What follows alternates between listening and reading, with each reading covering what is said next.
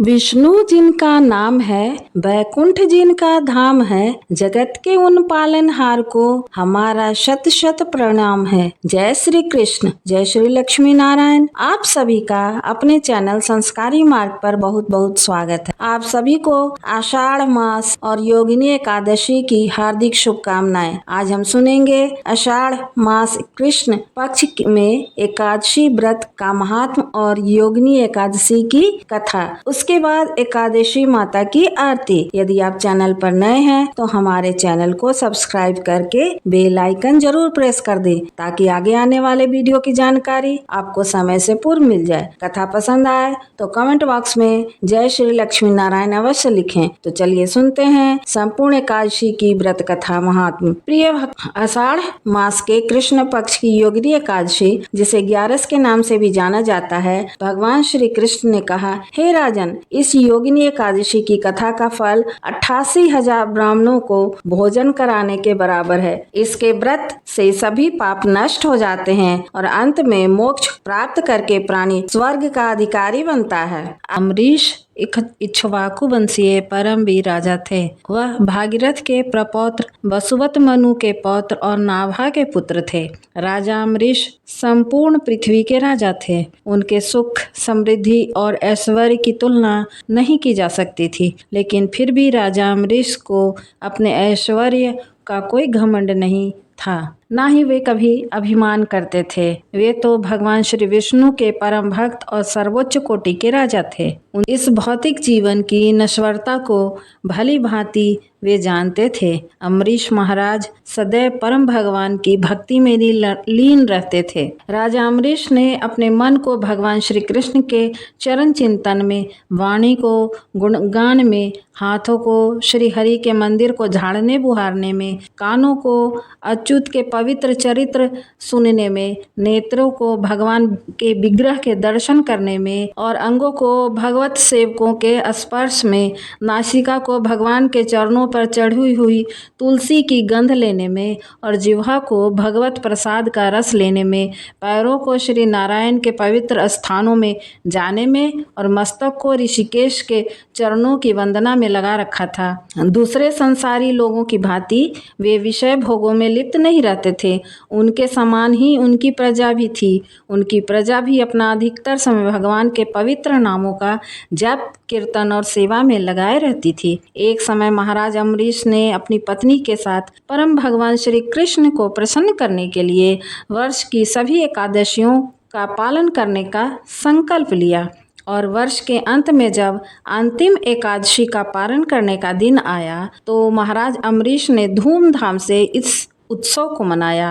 उन्होंने परम भगवान तथा ब्राह्मणों की पूजा की, उन्हें प्रसाद वितरित किया और गौ दान दिया। सभी नियमों को पूर्ण करके जब अम्बरीश महाराज अपने व्रत का पालन करने ही जा रहे थे, उसी समय दुर्वासा मुनि अपने अनेक शिष्यों के साथ वहां पधारे। राजा ने बड़े ही प्रेम और आदर सत्कार से उनका स्वागत किया, उनसे भोजन करने के लिए प्रार्थना की और दुर्वासा ऋषि ने भी राजा की प्रार्थना को स्वीकार कर लिया। लेकिन भोजन करने से पहले वे यमुना तट पर स्नान करने के लिए चले गए। इधर राजा अम्बरीश को निर्धारित समय पर अपने एकादशी के व्रत का पारण करना था। जैसा कि हम सभी जानते हैं कि एकादशी का पारण हमेशा ही शुभ मुहूर्त में एक निश्चित समय के अंतर्गत करना होता है। राजा अम्बरीश दुर्वासा मुनि की प्रतीक्षा कर ही रहे थे, लेकिन काफ़ी समय बीत गया परंतु दुर्वासा मुनि अभी तक नहीं आए। अब पारण का समय भी निकला जा रहा था, सिर्फ एक घड़ी शेष रह गई थी। अब ऐसी स्थिति में राजा अम्बरीश के सामने बड़ा ही धर्म संकट खड़ा हो गया। अगर वह इस एक घड़ी में पारण नहीं करते हैं तो उनका संपूर्ण वर्ष की एकादशी का व्रत टूट जाएगा, और अगर वह पारण कर लेते हैं तो दुर्वासा मुनि को बुरा लगेगा कि राजा ने उनकी प्रतीक्षा किए बिना ही पारण कर लिया। ऐसी स्थिति में राजा अम्बरीश ने वहां उपस्थित ब्राह्मणों से पूछा कि हे विद्वान ब्राह्मणों, ऐसी विकट परिस्थिति में मेरा क्या कर्तव्य है? कृपया आप सब शास्त्रों द्वारा प्रमाणित कोई उपाय बताएं।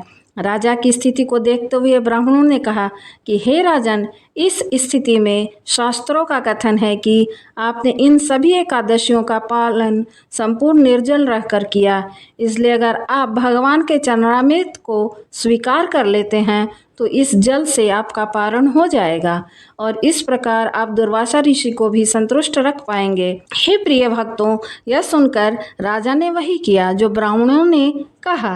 राजा ने भगवान के चरणामृत की सिर्फ एक बूंद स्वीकार की और अपने व्रत का पारण कर लिया। अब वे दुर्वासा मुनि के आने की प्रतीक्षा करने लगे। हे भक्तों, इधर स्नान करने गए हुए दुर्वासा मुनि को समाधि में ही इस बात का पता चल गया कि अम्बरीश महाराज ने जल ग्रहण कर लिया है। इस बात से दुर्वासा मुनि को अत्यंत क्रोध आया। उन्होंने सोचा कि एक तुच्छ क्षत्रिय राजा ने मेरा अपमान किया है। मुझे भोजन के लिए आमंत्रित करके स्वयं मुझसे पहले उसने जल ग्रहण किया। उसकी उद्दंडता की सजा उसे अवश्य ही मिलनी चाहिए। ऐसा सोचकर दुर्वासा मुनि ने क्रोध में अपने बालों की एक लट खींचकर निकाली। देखते ही देखते उस लट से एक विशालकाय अग्नि राक्षस कृत्या का रूप ले लिया और प्रकट हुआ। यह एक ऐसा अग्नि दैत्य था जो संपूर्ण पृथ्वी को अपनी लपटों में समा सकता था। दुर्वासा ऋषि ने उस कृत्या को आदेश देते हुए कहा कि इसे छन जाओ और उस अभिमानी राजा अम्बरीश को जलाकर भस्म कर दो। बस फिर क्या था, राजा आज्ञा पाते ही कृत्या राजा अम्बरीश के सामने पहुंच गई। राजा अम्बरीश भी समझ गए कि क्या हुआ है, लेकिन वे भगवान के शुद्ध भक्त थे। कृत्या को देखकर वे थोड़े भी विचलित नहीं हुए। उन्होंने उसे दुर्वासा मुनि का आशीर्वाद समझकर स्वीकार कर लिया और हाथ जोड़कर उसके सामने खड़े रह गए। लेकिन हे भक्तों, जो भगवान के भक्त होते हैं उनकी ऐसी स्थिति में भगवान भला कैसे मौन रह सकते हैं। भगवान श्री कृष्ण विष्णु अपने भक्तों का अपमान कभी सहन नहीं कर सकते। वे भृगु ऋषि की लात अपने वक्ष पर सहन कर सकते हैं, लेकिन अपने भक्तों के प्रति किया गया अपराध कभी भी क्षमा नहीं करते। एक क्षण में ही दुर्वासा के सामने सुदर्शन चक्र पहुंच गया। सुदर्शन चक्र अपनी तीक्ष्ण तेज और शक्ति से उस कृत्या राक्षस अग्निदैत्य को जलाकर भस्म कर दिया। और इतना ही नहीं, अब वह सुदर्शन चक्र दुर्वासा ऋषि को भस्म करने के लिए उनके पीछे चला गया। जब दुर्वासा मुनि को यह पता चला तो वे अत्यंत लज्जित और भयभीत होकर सुदर्शन चक्र से बचने के लिए चारों दिशाओं में भागने लगे। सुदर्शन चक्र ने हर जगह उनका पीछा किया। इंद्र इत्यादि तो क्या, ब्रह्मा जी और शिव जी ने भी उन्हें शरण नहीं दी। आखिरकार भगवान शिव ने उन्हें दयापूर्वक भगवान विष्णु के पास जाने का सुझाव दिया। भय से कांपते हुए दुर्वासा ऋषि उसी क्षण भगवान नारायण के पास पहुंच गए। उनसे प्रार्थना करते हुए कहने लगे कि हे प्रभु, आप इस संसार के आदि और अंत हैं। आपके नाम का स्मरण करने मात्र से मनुष्य नारकीय जीवन मुक्त हो जाता है। आपके भक्त महाराज अम्बरीश के प्रति मैंने घोर अपराध किया है। हे प्रभु, कृपा मुझे क्षमा करें। हे भगवान, श्री हरिविष्णु ने दुर्वासा ऋषि से कहा, हे मुनि, तुमने मेरे भक्त राजा अम्बरीश का घोर अपमान करके अपने द्वेष का ही प्रदर्शन किया है, इसलिए तुम इसी क्षण मेरे प्रिय भक्त राजा अम्बरीश के पास जाओ, उनसे क्षमा मांगो और मुझे विश्वास है वे तुम्हें जीवन दान अवश्य देंगे। भगवान श्री हरि विष्णु की बात सुनकर दुर्वासा ऋषि उसी क्षण राजा अम्बरीश के पास गए। उन्होंने राजा के चरणों में गिरकर उनसे क्षमा मांगी और अपने अपराध के लिए प्रायश्चित करने लगे। राजा अम्बरीश अत्यंत विनम्र होने के कारण दुर्वासा ऋषि को इस अवस्था में देखकर लज्जित होने लगे। उन्होंने सुदर्शन चक्र से दुर्वासा ऋषि की रक्षा के लिए प्रार्थना की। राजा की प्रार्थना सुनकर सुदर्शन चक्र वापस चला गया। दुर्वासा मुनि ने राजा की स्तुति की और उन्हें आशीर्वाद दिया। हे प्रिय भक्तों, इस कथा को सुनकर ज्ञात होता है कि भगवान श्री हरि विष्णु के लिए एकादशी तिथि और उस एकादशी का व्रत का पालन करने वाले भक्त कितने महत्वपूर्ण हैं। तो महाभारत काल की बात है। एक बार धर्मराज युधिष्ठिर ने भगवान श्री कृष्ण से कहा, हे त्रिलोकीनाथ, मैंने ज्येष्ठ माह के शुक्ल पक्ष की निर्जला एकादशी की कथा सुनी। अब आप कृपा करके आषाढ़ माह के कृष्ण पक्ष की एकादशी की कथा सुनाइए। इस एकादशी का नाम तथा महात्म्य क्या है, सो अब मुझे विस्तार पूर्वक बताएं। श्री कृष्ण ने कहा, हे पांडुपुत्र, आषाढ़ माह के कृष्ण पक्ष की एकादशी का नाम योगिनी एकादशी है। इसके व्रत से सभी पाप नष्ट हो जाते हैं। यह व्रत इस लोक में भोग और परलोक में मुक्ति देने वाला है। धर्मराज, यह एकादशी तीनों लोकों में प्रसिद्ध है। इसके व्रत से सभी पाप नष्ट हो जाते हैं। मैं तुम्हें पुराण में कही हुई कथा सुनाता हूँ, ध्यान पूर्वक सुनो। कुबेर नाम का एक राजा अलकापुरी नाम की नगरी में राज्य करता था। वह शिवभक्त था। उसका हेममाली नाम का एक यक्ष सेवक था जो पूजा के लिए फूल लाया करता था। हेममाली की विशालाक्षी नाम की अति सुंदर स्त्री थी। एक दिन वह मानसरोवर से पुष्प लेकर आया, किंतु कामासक्त होने के कारण पुष्पों को रखकर अपनी स्त्री के साथ रमन करने लगा। इस भोग विलास में दोपहर हो गई। हेममाली की राह देखते देखते जब राजा कुबेर को दोपहर हो गई तो उसने क्रोधपूर्वक अपने सेवकों को आज्ञा दी कि तुम लोग जाकर पता लगाओ कि हेममाली अभी तक पुष्प लेकर क्यों नहीं आया। सेवकों ने उसका पता लगा लिया तो राजा के पास जाकर बताया, हे राजन, वह हेममाली अपनी स्त्री के साथ रमन कर रहा है। इस बात को सुन राजा कुबेर ने हेममाली को बुलाने की आज्ञा दी। डर से कांपता हुआ हेममाली राजा के सामने उपस्थित हुआ। उसे देखकर कुबेर को अत्यंत क्रोध आया और उसके होठ फड़फड़ाने लगे। राजा ने कहा, अरे अधम, तूने मेरे परम पूजनीय देवों के भी देव भगवान शिव जी का अपमान किया है। मैं तुझे श्राप देता हूँ कि तू स्त्री के वियोग में तड़पे और मृत्युलोक में जाकर कोढ़ी का जीवन व्यतीत करे। कुबेर के श्राप से वह तत्क्षण स्वर्ग से पृथ्वी पर आ गिरा और कोढ़ी हो गया। उसकी स्त्री भी उससे बिछड़ गई। मृत्युलोक में आकर उसने अनेक भयंकर कष्ट भोगे, किंतु शिव की कृपा से उसकी बुद्धि मलिन नहीं हुई और उसे पूर्व जन्म की भी सुध रही। अनेक कष्टों को भोगता हुआ तथा अपने पूर्व जन्मों के कुकर्मों को याद करता हुआ वह हिमालय पर्वत की ओर चल पड़ा। चलते चलते वह मार्कंडेय ऋषि के आश्रम में पहुंचा। वह ऋषि अत्यंत वृद्ध तपस्वी थे। वह दूसरे ब्रह्मा के समान प्रतीत हो रहे थे और उनका वह आश्रम ब्रह्मा की सभा के समान शोभा दे रहा था। ऋषि को देखते ही हेममाली वहां गया और उन्हें प्रणाम करके उनके चरणों में गिर पड़ा। हेममाली को देखकर मार्कंडेय ऋषि ने कहा, तूने कौन से निष्कृष्ट कर्म किए हैं जिससे तू कोढ़ी हुआ और भयानक कष्ट भोग रहा है। महर्षि की बात सुनकर हेममाली बोला, हे मुनि श्रेष्ठ, मैं राजा कुबेर का अनुचर था। मेरा नाम हेममाली है। मैं प्रतिदिन मानसरोवर से फूल लाकर शिव पूजा के समय कुबेर को दिया करता था। एक दिन पत्नी सहवास के सुख में फंस जाने के कारण मुझे समय का ज्ञात ही नहीं रहा और दोपहर तक पुष्प न पहुंचा सका।